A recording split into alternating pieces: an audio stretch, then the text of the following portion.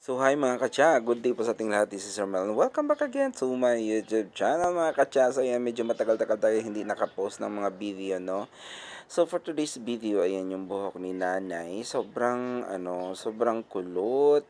At saka, tuyong-tuyo na po talaga sa kulay. So, ang ginawa ko po, yung sa ilalim banda, medyo wala pang color, walang color masyado. Kaya ang ginawa ko po, una ko pong niluto yung sa ilalim banda. And then after few minutes, saka ko po binasa yung part ng buhok niya na may kulay at saka ko nilagyan ng step 1. And then minutes lang po talaga, sobrang madali lang talaga kasi naluto na siya kaagad. And then as you can see, nahugasan ko na at tapos ko na pong na blower. And then kasalukuyan pong mag-iron po tayo mga katsa.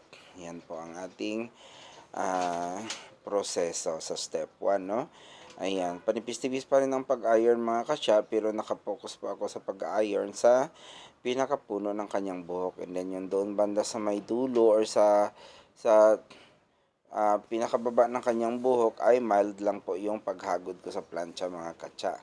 Kasi para maiwasan ang pagkasira mga katsa. So ayan, malapit na po tayong matapos sa ating step 1 iron. And then after that, maglagay na tayo ng ating neutralizer with hair color light brown mga katsa. Kasi sabi niya, masyado na daw klaro yung uban niya. Gusto daw niyang mabago or for a change daw sa kanyang buhok. Kaya sabi ko light brown po tayo para matakpan ang inyong mga uban sa buhok. So ayan, as you can see, naglagay na tayo ng ating step 2 with the light brown hair color mga katsa. And then at the same time, ang ating oxidizing mga katsa, no?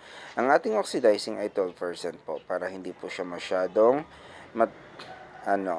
darker o kaya kasi kapag light brown po mga katsa, tapos lagyan natin ng 6% ng oxidizing, ang mahapin po nun ay parang itim lang po, hindi siya lalabas yung pagka light brown niya. Kaya ang gamitin po natin ay ang 12%. So ayan, as you can see, yan, lumabas talaga yung kanyang pagka light brown din. Ayan, tapos na po tayo sa ating plancha sa ating step 2. And then sabi ni nanay, itrim ko daw yung kanyang buhok sa dulo kasi sobrang nipis na daw. Kaya ang ginawa ko, ni-U-shape ko lang po siya. Yan.